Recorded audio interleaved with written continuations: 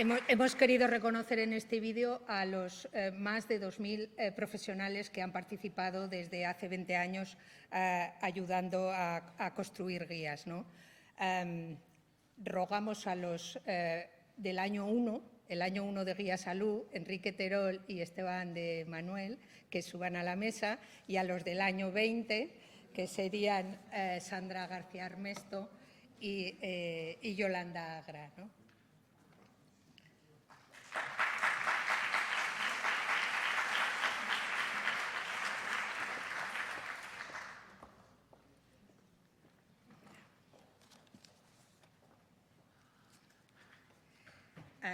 Les hemos pedido, aunque veáis allí que Enrique ha cambiado de trabajo desde que le hicimos el programa hasta ahora, ¿no? Ahora le tenemos que dar además la enhorabuena porque es el nuevo consejero de la representación permanente de España en Bruselas, el nuevo consejero de Sanidad. Enrique estaba aquí en esta casa cuando empezó el proyecto y Esteban de Manuel, aunque ahora es el director de Groningen, fue el primer gerente del Instituto Aragonés de Ciencias de la Salud, y queremos que nos cuenten un poco cómo nació. Enrique, te toca.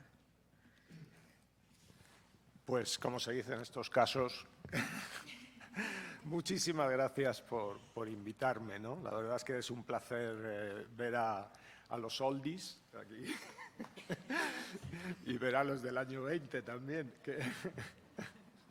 Y yo creo que una de las cosas que a mí me han hecho pensar que todo esto que se ha hecho tiene sentido ha sido precisamente escuchar a los ponentes que han estado en la mesa anterior.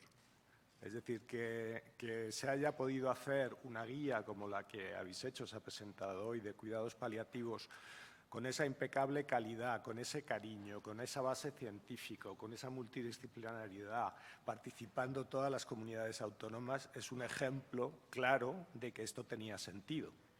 Y, bueno, por volver al pasado, yo en realidad del año 1 no soy.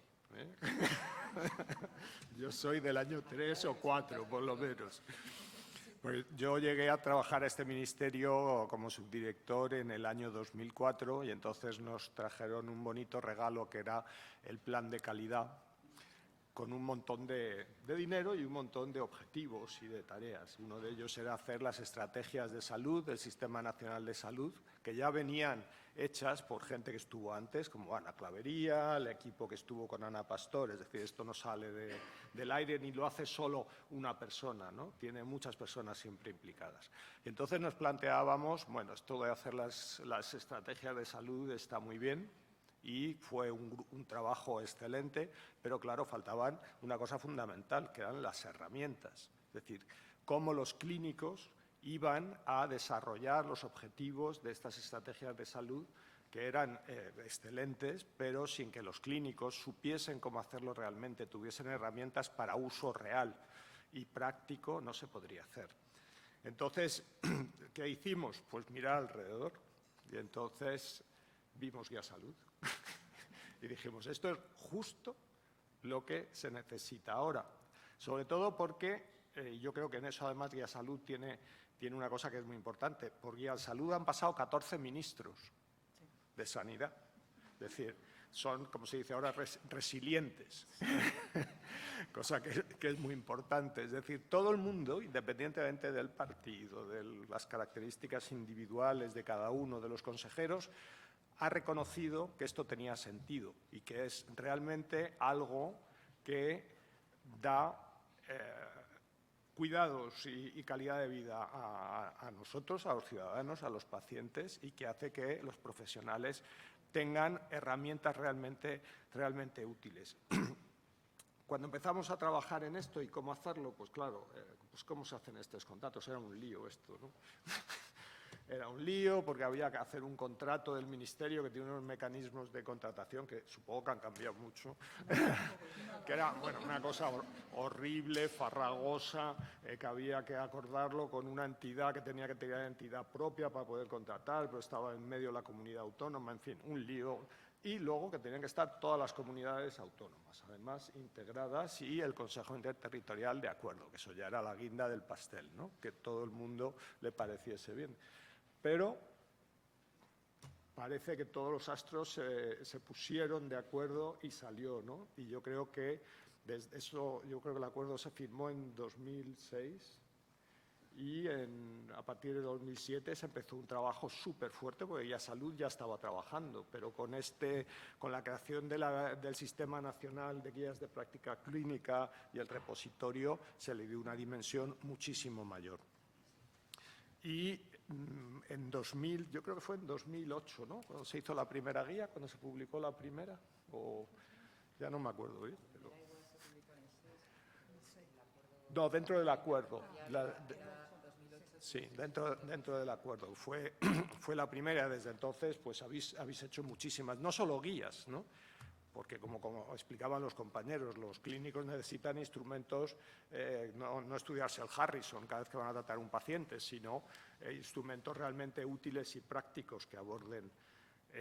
Ya hablando de las batallitas del abuelo, pues yo como clínico, en mi otra vida, cuando empecé a trabajar en primaria, una de las primeras cosas que hicimos fue intentar organizar la atención a paliativos.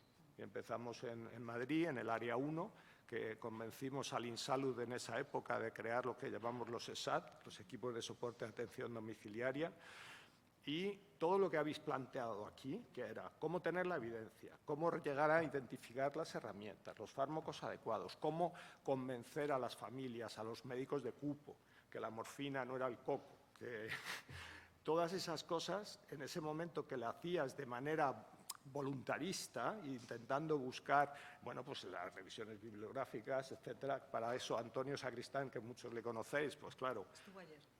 Estuvo ayer, pues eso, que es mi amigo, pero no nos vemos como estoy fuera. Fue fundamental.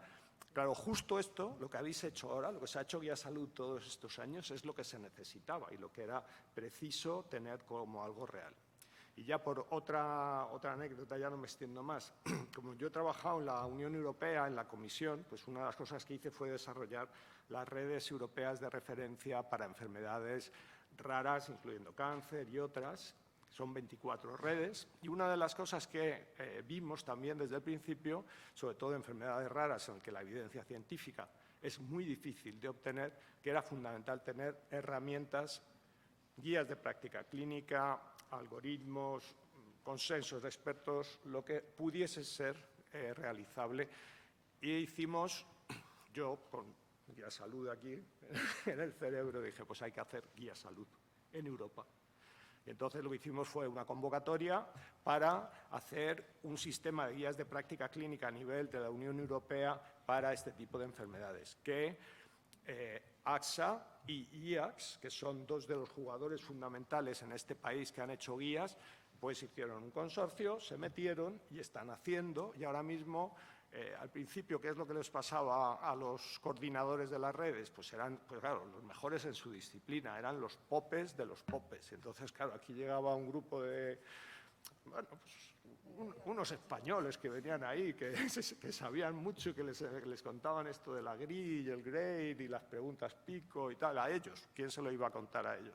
Al principio eran un poquito reacios y ahora mismo están encantados, porque han visto que esa es la forma de trabajar. No todos todavía, porque a algunos les falta asumirlo. Entonces, yo lo único que puedo decir es que felicitaros a todos y para terminar, decir una cosa. Hay una habanera de 1935 que cantaba Omar Portuondo y también Buenavista Social Club, que se llamaba 20 años, no es nada. Y hay un verso que dice, si las cosas que uno quiere se pudieran alcanzar, tú me quisieras lo mismo que 20 años atrás. Y yo diría que Guía Salud es exactamente eso.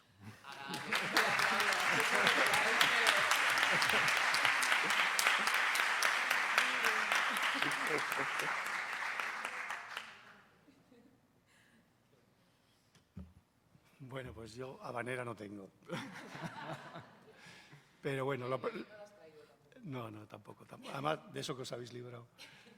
No, lo primero, lo más importante de todo es este acto. Es decir, que 20 años después Guía Salud exista y que exista con lo que nos han demostrado esta mañana, ¿qué más quiere uno? Vamos, es que lo difícil no es empezar cosas, lo difícil es que sigan, que crezcan y que produzcan, como es ahora. Y 20 años, no lo soñábamos. Los inicios de Guía Salud fueron duros de narices, por no hablar de otros órganos. O sea, os cuento, el año 2002, cuando esto empezó, justo acababa de acabar el proceso de transferencias del InSalud a las comunidades autónomas. Era un momento, es verdad que Cataluña, Andalucía, País Vasco, Navarra lo tenía, pero la mayor parte de InSalud se transfirió, pues eso, acabó en el 2001, ¿no? Creo recordar. Entonces, o el mismo 2002. Entonces, nos encontramos en un momento que todas las comunidades autónomas que asumían las competencias querían hacer las cosas bien.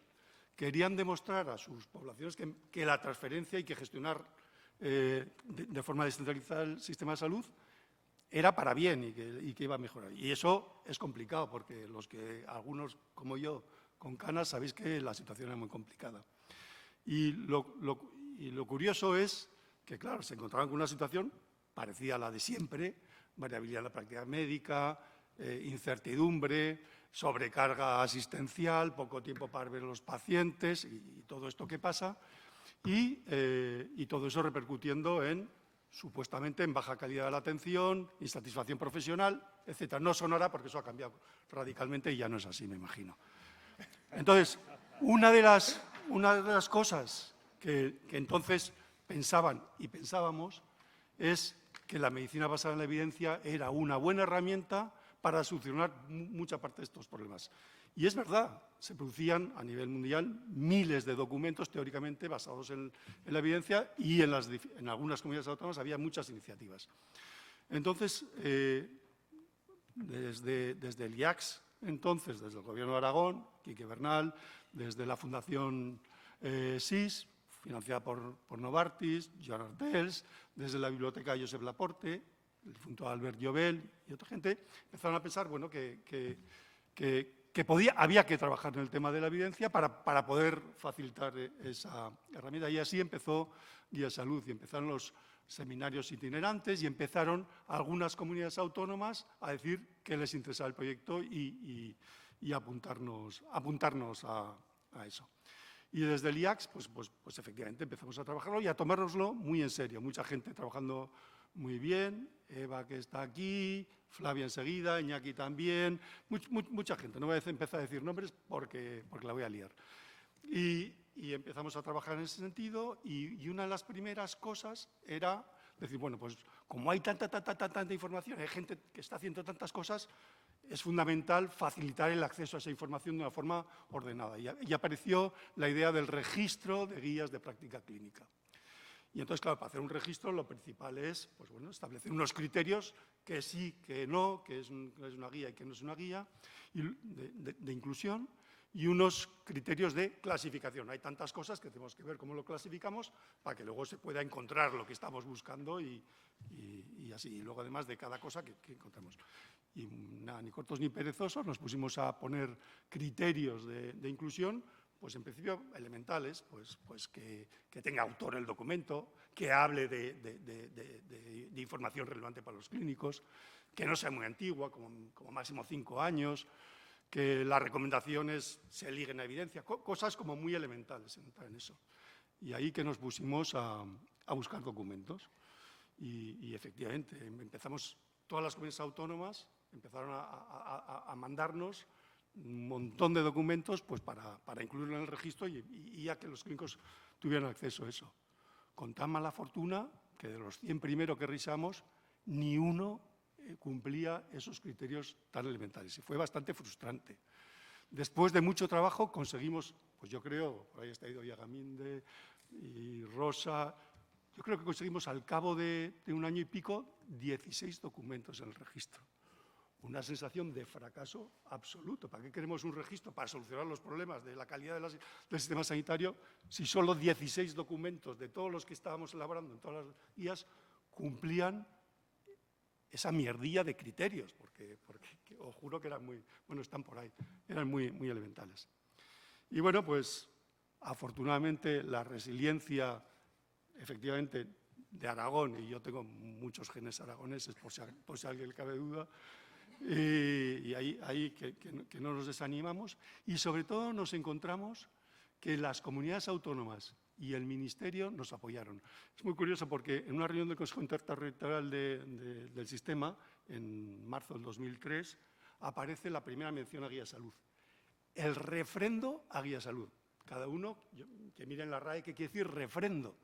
Pero para nosotros eso nos parecía como un sello maravilloso y para adelante, porque con el refrendo tiramos para adelante y efectivamente todas las comunidades autónomas, al más alto nivel, nombraron representantes, pero gente, directores generales, etcétera, que venían a cada uno de los seminarios itinerantes. Estuvimos en Barcelona, Toledo, Sevilla, Palma de Mallorca, Murcia, por Santiago, bueno, por todas partes, reuniéndonos a discutir criterios de calidad. Y yo creo que el gran cambio cualitativo fue la reunión en Murcia, en marzo del 2004, está por ahí Rafael Gómez, donde se constituyó formalmente el Consejo Ejecutivo que habéis mencionado antes, con representantes.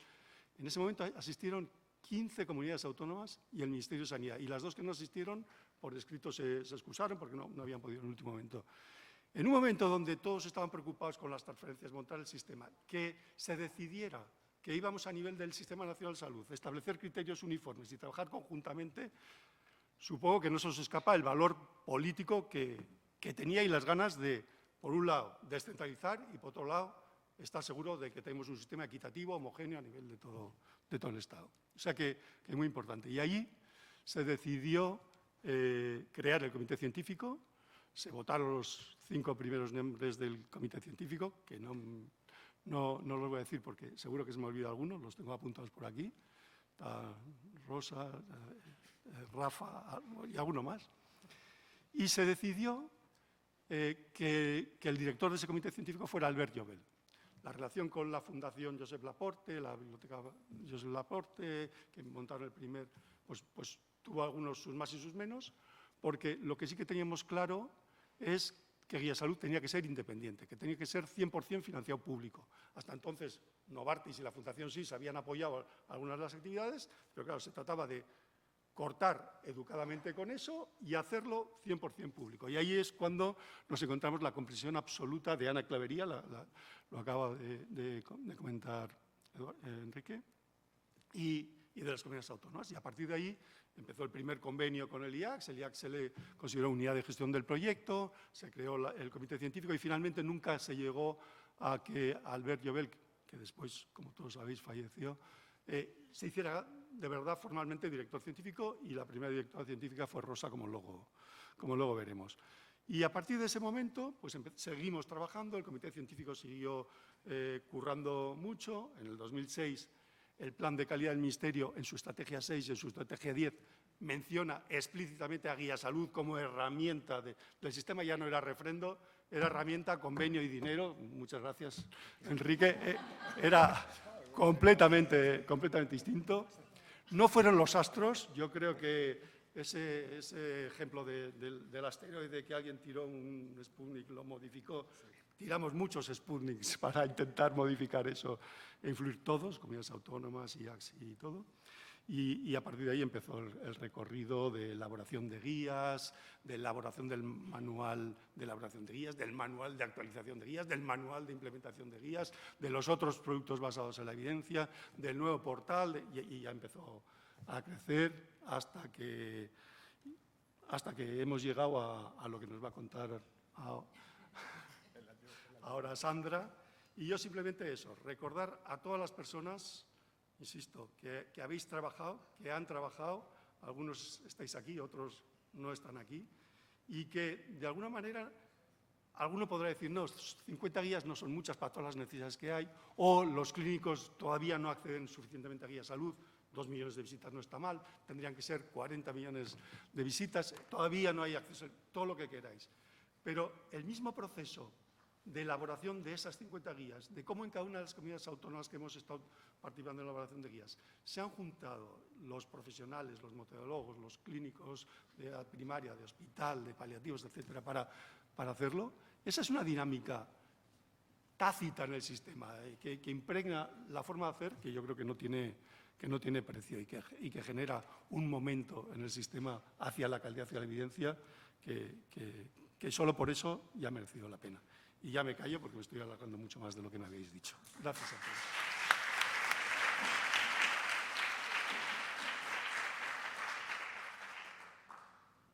Bueno, muchas gracias, queridos padres putativos.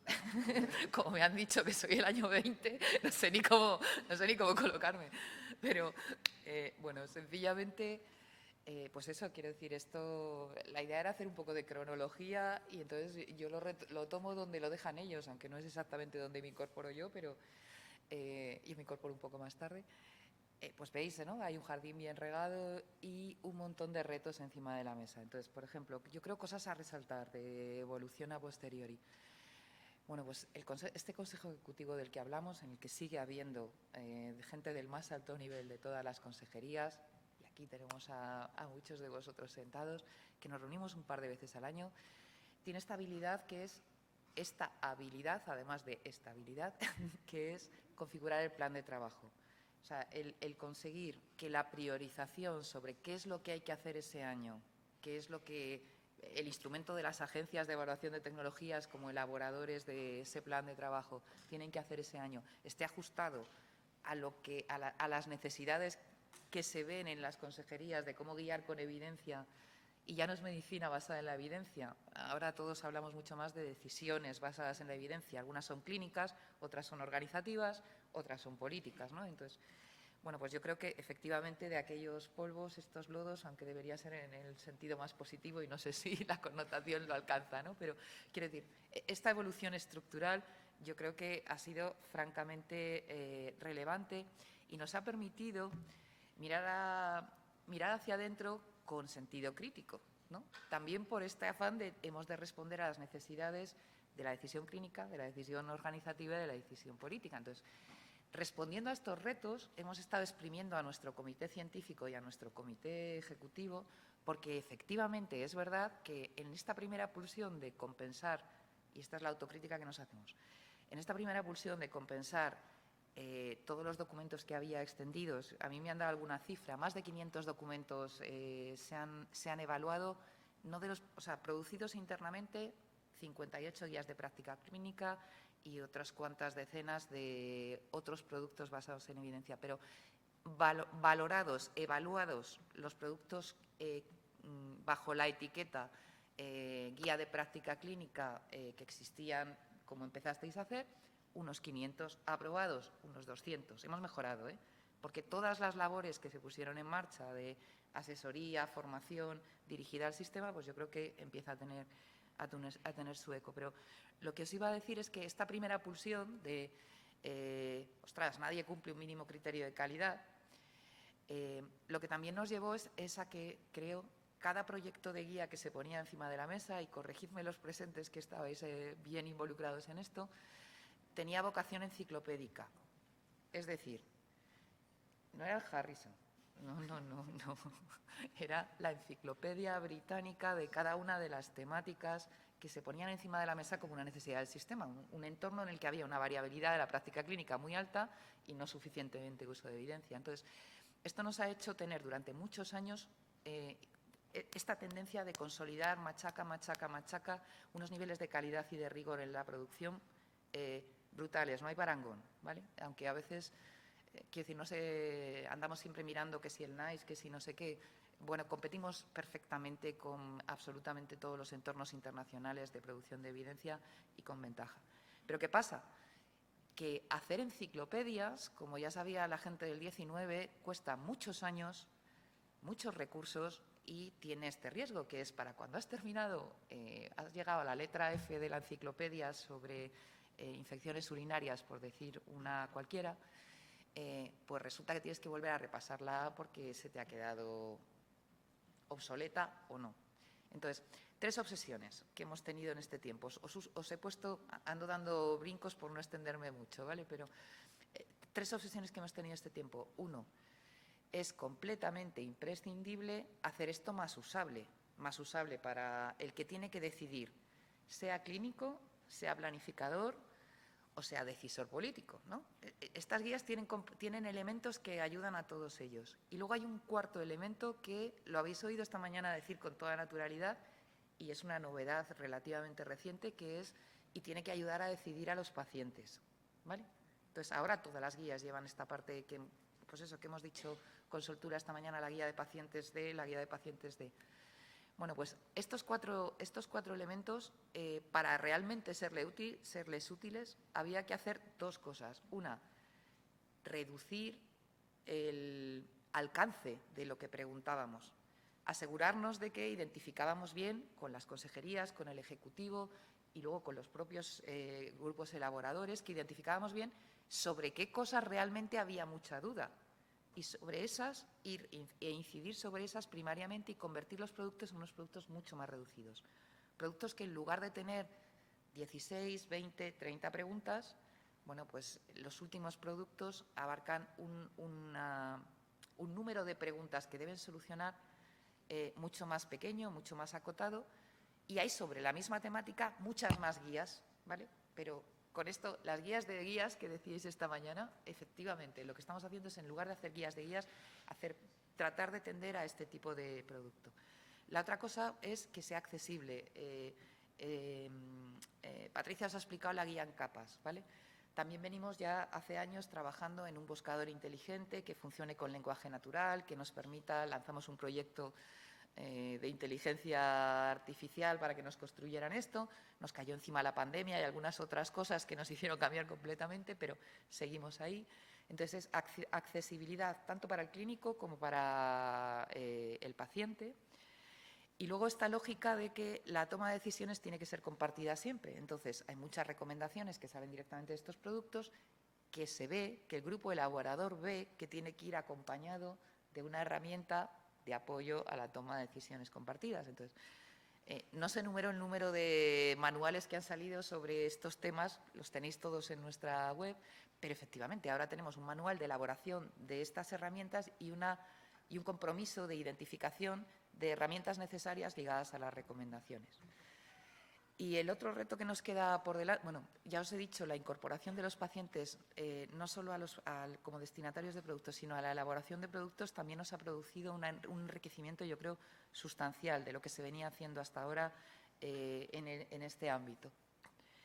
Y por último, quizá mencionaros que también, claro, hemos trabajado muchísimo en cómo mejorar nuestros métodos de trabajo, ¿no? Algunos ya os los he contado con estos manuales. Bueno, os he mencionado, no os he contado nada. Hay otros que tienen que ver con automatización de algunas partes del proceso, ¿no? Entonces, os cuento de las últimas novedades que estamos manejando. Bueno, pues ahora mismo estamos trabajando en una prueba de concepto que aplica a la producción no solo de OPDEs y guías de práctica clínica, sino también a los informes de evaluación de tecnologías sanitarias, que justo es mencionarlo, o sea, en esto el músculo que hemos conseguido teniendo a todas las agencias de evaluación de tecnología es notable. Y también las soluciones que nos damos porque tenemos problemas conjuntos. Entonces, esto que os iba a contar es, tenemos una prueba de concepto para tratar de automatizar el screening de literatura, ¿vale? Esto que la revisión de documentos, la revisión inicial de documentos por parte de primero nuestros documentarios los obtienen y hay que revisar todos los abstracts y ver lo que es pertinente, lo que no es pertinente, antes de dároslo a vosotros, a los grupos elaboradores, ¿vale? Esta mínima calidad de la evidencia, ¿cuántos estudios hay? Venga, mirad los estudios y en función de esto, bueno, pues estamos intentando automatizarlo utilizando inteligencia artificial, utilizando algoritmos. Cuando hagamos esto, acortaremos mucho los tiempos de producción, tendrá mucho interés. Y la otra cosa es, lo ha mencionado también Patricia, obviamente hemos empezado a incorporar, porque decimos que esto tiene que también sustentar decisiones organizativas, todo lo que tiene que ver con consumo, impacto organizativo y consumo de costes y de recursos. Entonces, básicamente, en esta incorporación de estas nuevas dimensiones, lo que nos hemos dado cuenta también es que para poder implementar esas guías de práctica clínica es necesario que estén bien contextualizadas. Entonces, estoy segura que todos habéis oído hablar de cómo se puede contextualizar usando la información real de tu sistema, ¿no? Más allá de las indicaciones teóricas, ¿no? En nuestro sistema, ¿qué pasa? Bueno, pues también en eso estamos trabajando muy intensamente para ver cómo podemos utilizar pues esto que seguro que habréis oído, el dato de vida real, ¿vale? No tanto para producir evidencia nueva, ¿vale? No porque nos vayamos a dedicar ahora a hacer estudios y producir evidencia nueva, como para contextualizar bien las recomendaciones y la implicación de las recomendaciones para nuestro Ejecutivo cuando estamos diciendo que hay que priorizar en las implementaciones. Y creo que me están mirando fatal. Eso debe querer decir que me he extendido infinitamente. Perdonadme.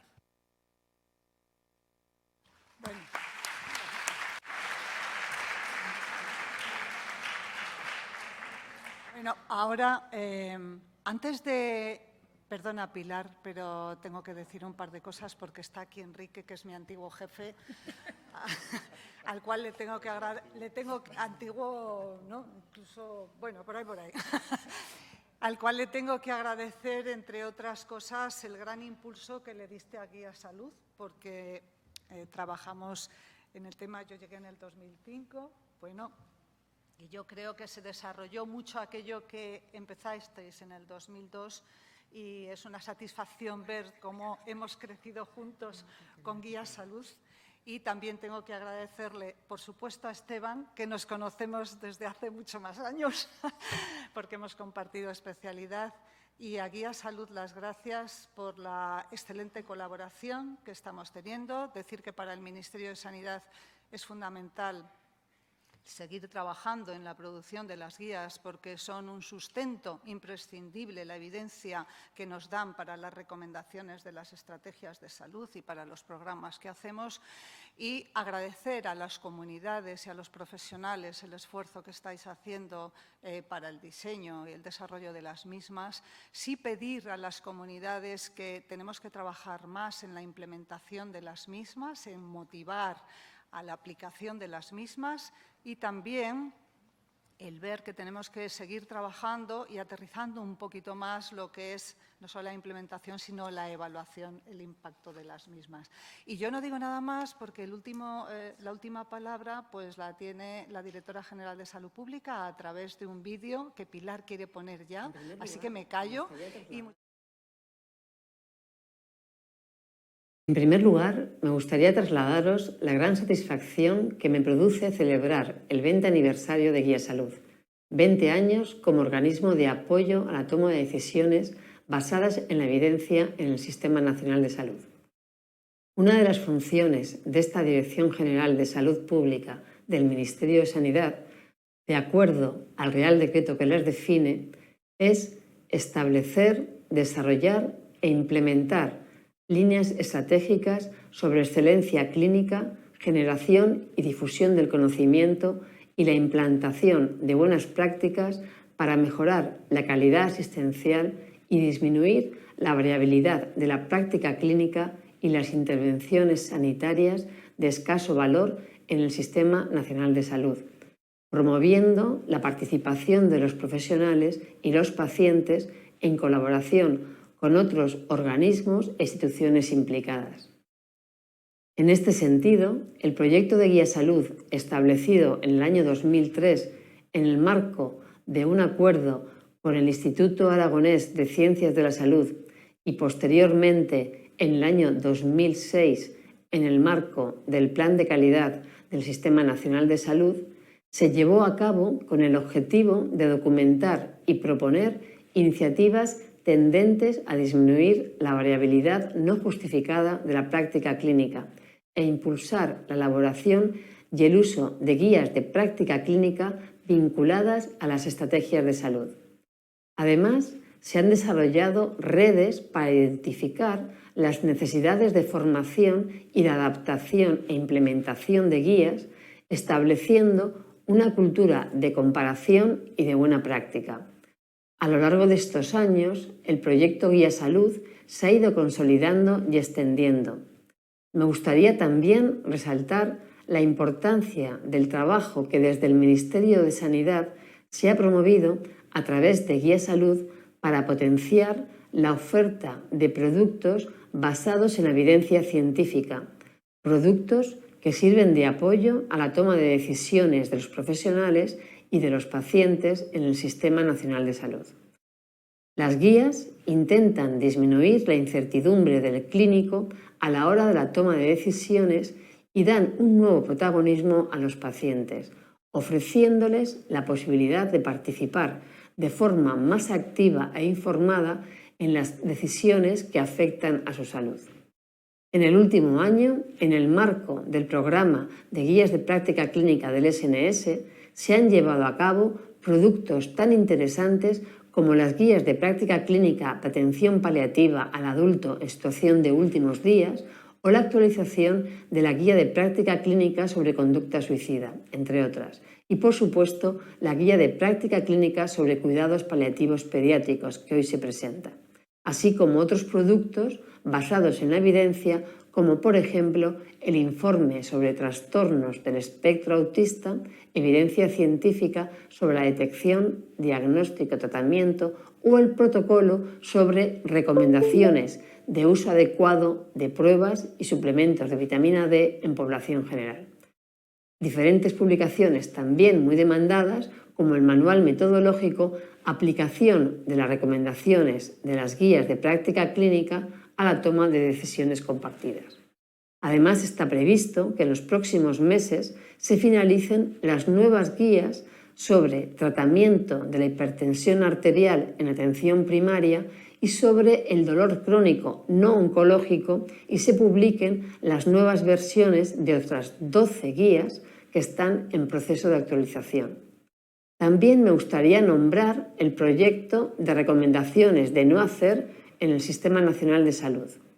Esta iniciativa de medicina basada en el valor emprende una nueva etapa, manteniendo su objetivo de difundir entre profesionales y usuarios las recomendaciones de no hacer, es decir, las prácticas de escaso valor que, a pesar de serlo, forman parte de la asistencia sanitaria. Son prácticas que no reportan ningún beneficio conocido para los pacientes y o les pone en riesgo de sufrir daños. De esta manera, la iniciativa No Hacer está enfocada a contribuir a la mejora de la calidad y de la seguridad asistencial en nuestro sistema sanitario. Por delante, tenemos retos concretos como es la realización del ambicioso plan de trabajo de 2022 con la publicación de las nuevas guías pendientes y la actualización de las que están en ese proceso o el impulso a la nueva etapa de las iniciativas No Hacer. Y grandes desafíos como conseguir que los profesionales utilicen estas herramientas en el momento y lugar en el que se presentan las dudas, o que seamos capaces de elaborar documentos eficaces y seguros para el manejo de las personas con múltiples enfermedades crónicas, dado el escenario sociosanitario que se presenta. A lo largo de estos 20 años, el proyecto Guía Salud se ha ido afianzando sin descuidar su actualización, haciendo frente a los nuevos retos, y permanece totalmente vigente, contribuyendo a reforzar nuestro sistema sanitario. Para concluir, me gustaría transmitiros mi enhorabuena por el trabajo realizado y animaros a seguir, como siempre habéis hecho, con entusiasmo y rigor. Muchas gracias.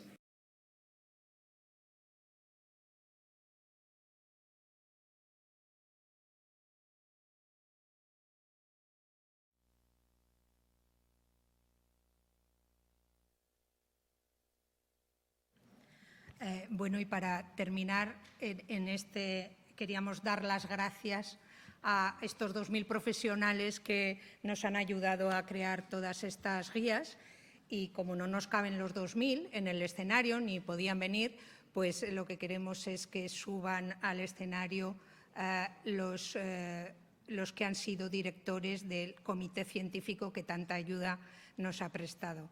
Así que, por favor, Rosa Rico, Javier Gracia, Pablo Alonso e Isabel del Cura.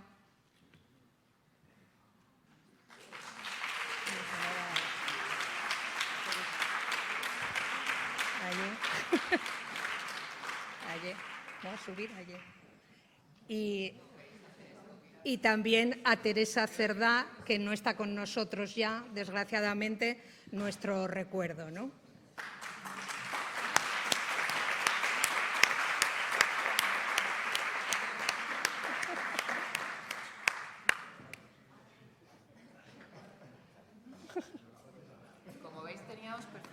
coreografiado esto. Todo.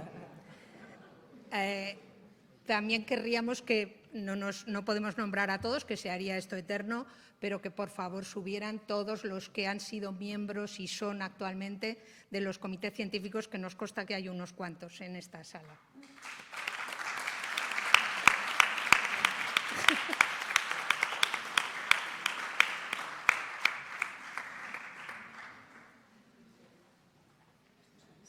Esto no se avisa, porque si no, no lo hacéis bien.